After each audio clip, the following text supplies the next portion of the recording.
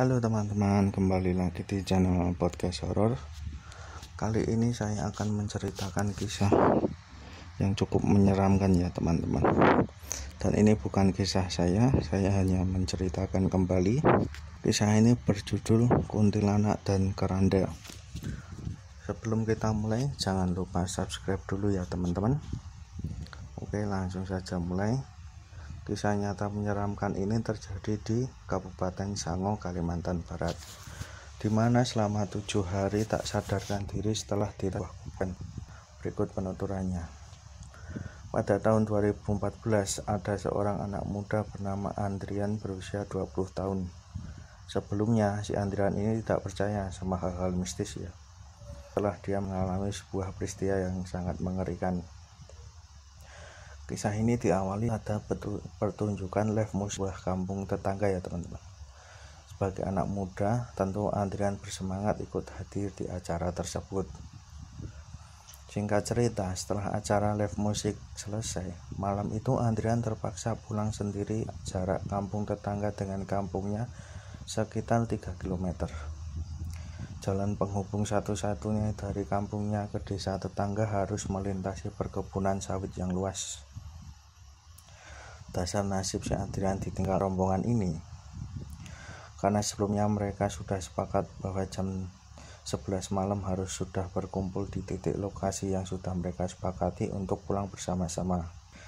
Karena keasikan nonton acara live kesepakatan itu, Muna ditunggu oleh temannya hingga setengah 12 malam. Andrian belum muncul juga atau dia pulang terlebih dahulu.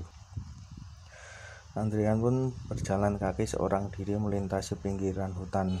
Dia berani dan tidak merasa takut, apalagi sejak dia dari kecil Andrian tidak percaya dengan keberadaan hantu dan sejenisnya.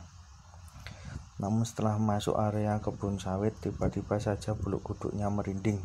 Jam arloji tangannya menunjukkan pukul 1 dini hari. Tiba-tiba Andrian dikejutkan oleh sebatang kayu yang cukup besar jatuh di tepat hadapannya. Karena menghalangi jalan, dia mencoba untuk menyingkirkan cabang kayu itu ke pinggir. Belum juga cabang kayu itu disentuh, ada cekikikan yang nyaring sekali di telinganya. Andrian tengokkan kiri tapi sepi, tidak ada apa-apa di sekelilingnya. Kembali suara itu muncul. Andrian memperhatikan kembali situasi sekelilingnya, namun tidak melihat apa. Diri tertimpa cahaya bulan purnama. Lagi-lagi suara merdu itu terdengar keras di telinganya berulang-ulang. Karena suara itu terus berbunyi semakin keras. Dengan penuh emosi dan jengkel dia berteriak menantang. "Hei, jangan ganggu aku. Kalau bersembunyi, tunjukkan wujudmu. Kau pikir aku takut? Keluar kau!" Begitu suara selesai Andrian berteriak, suara tawa merdu itu pun berhenti. Dia terkenal sebagai pemberani menghadapi hal seperti itu. Andrian menunggu beberapa saat, namun suara merdu itu tidak terdengar lagi dan perasaan jengkel melanjut. Tetapi belum juga sempat langkah, tiba-tiba di bahu belakangnya ada yang menabuk diiringi oleh sapaan seorang perempuan. Dengan rasa terkejut, Andrian memutar badannya menghadap ke belakang. Ada sosok seorang perempuan, wajahnya tertunduk berdiri tepat di belakangnya. Andrian mundur 2 langkah sambil terus memperhatikan sosok perempuan berbaju putih panjang sambil menutupi tangan dan kakinya. Saat bersamaan tercium aroma bunga melati dan bunga kantil. Belum sempat Andrian berbicara, tiba-tiba saja wajah perempuan itu mengadah, malah memperlihatkan rautnya yang sangat pucat putih sekali. Kedua bola matanya seperti bolong, rambut acaan, kemudian juga bola matanya berubah jadi memancar merah menyala. Jantung berdebar kencang manakala secara tiba-tiba sosok perempuan itu tertawa merdu sambil memperlihatkan taringnya. Lalu kedua tangannya diacungkan seolah ingin menyekik. Kembali Andrian dibuat terkejut. Ternyata jemari sosok perempuan itu tinggal tulang semua. "Kuntilanak!" Andrian berteriak keras. Tanpa berpikir panjang lagi, Andrian berlari sekencangnya. Sekuat tenaga Andrian berlari, namun kuntilanak itu terus saja mengikutinya. Suara tawanya kini berubah menakutkan. Baru kali ini Adrian merasa ketakutan yang teramat sangat. Dari kejauhan Adrian melihat ada sorot cahaya lampu. Kemudian suara kuntilanak itu pun menghilang. Dengan nafas terengah-engah, Adrian berhenti berlari.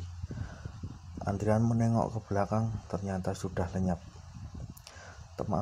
Adrian berpikir mungkin karena sorot lampu di depan dia mengatur pernafasannya. Dia mengira itu lampu sorot sepeda motor. Tetapi semakin dekat cahaya itu ke arahnya, tetapi bukan suara mesin sepeda motor yang terdengar, justru bau kemenyan dan bau kandil yang menusuk hidungnya. Rasa takut mulai datang kembali menyelimutinya. Ternyata cahaya itu adalah rombongan sosok hantu pengusung keranda mayat. Mereka berjalan tanpa menginjak tanah. Keberanian yang dulu dia bangga-banggakan kini sudah hilang. Dengan amat sangat jelas Adrian melihat sosok tanpa kepala berlumuran darah. Tangannya membawa sebuah lampu bercahaya terang.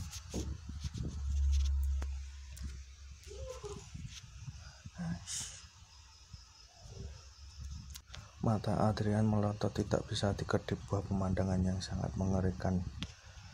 Tiba-tiba saja rombongan pengusung keranda mayat itu berhenti saat lewat di depan Adrian. Lalu secara serentak semua sosok itu memalingkan wajahnya dan menatap ke arah Adrian. Rasa takutnya semakin menjadi. Nafas Adrian memburu menahan rasa takut. Wajah-wajah sosok itu sangat mengerikan menatap dengan tajam. Adrian tidak bisa bergerak, tubuhnya seperti terpaku. Kedua kakinya tidak bisa gunakan untuk berlari. Lalu dengan cepat tangan sosok itu menyengkram bahu Adrian dengan kuatnya. Dengan tiba-tiba penutup keranda itu terbuka sendiri secara otomatis. Bruk bruk brak. Kini tubuh Adrian sudah berada dalam keranda. Dengan cepat pula keranda tertutup otomatis kembali. Adrian kini sudah berada dalam keranda itu, meronta-ronta sana kemari, tapi tidak bisa terbuka. Karena terus meronta-meronta berusaha untuk keluar dari keranda, Adrian sangat kecapean dan sekujur tubuhnya terbasahi keringat. Hingga akhirnya Adrian pingsan, tak ingat apa-apa lagi. Sayup-sayup Adrian mendengar alunan suara orang baca ayat-ayat suci Al-Quran, diiringi dengan suara orang memanggil namanya. Adrian, Adrian, bangun nak. Perlahan Adrian buka matanya. Nampak di sebelah kiri ada Pak Ustadz yang tengah kusuk mengaji. Sementara di samping kanan terlihat ibunya yang memandangnya dengan mata sebab menandakan kalau beliau habis menangis. Alhamdulillah, kamu sudah sadarkan diri anak. Terima kasih, ucap ibu Adrian. Ayah yang berada di sebelah ibunya berusaha menenangkannya sambil meluk Adrian. Adrian pun semakin bingung. Banyak orang di rumahnya. Kemudian Pak Ustadz menyuruh minum segelas air putih yang dipegangnya dan berkata, Adrian, kamu sudah 7 hari pingsan. Kamu ditemukan oleh warga sedang tergeletak di dekat kuburan. Mendengar kata kuburan, Adrian teringat kejadian malam itu. Dengan perasaan masih diliputi rasa takut, Adrian akhirnya menceritakan semua kejadian dia alami. Semua orang yang hadir di rumahnya pada bergidik mengerikan mendengar ceritanya. Sejak mengalami kejadian mistis itu, Adrian kini semakin rajin bertakwa kepada Allah Subhanahu wa Ta'ala, rajin sholat setiap hari tanpa ada yang tertinggal waktu. Walaupun kejadian ini masih membuatnya trauma, namun Adrian kini sadar bahwa ada dimensi kehidupan lain yang Allah ciptakan berdampingan dengan alam nyata manusia. Semoga kejadian menimpa Adrian bisa menjadi hikmah dan pembelajaran bagi kita semua. Sekian. Oke teman-teman, itu semoga kisah yang cukup menyeramkan ya. Ditunggu lagi kisah-kisah selanjutnya. Jangan lupa subscribe dan aktifkan lonceng notifikasinya biar tidak ketinggalan cerita-cerita berikutnya.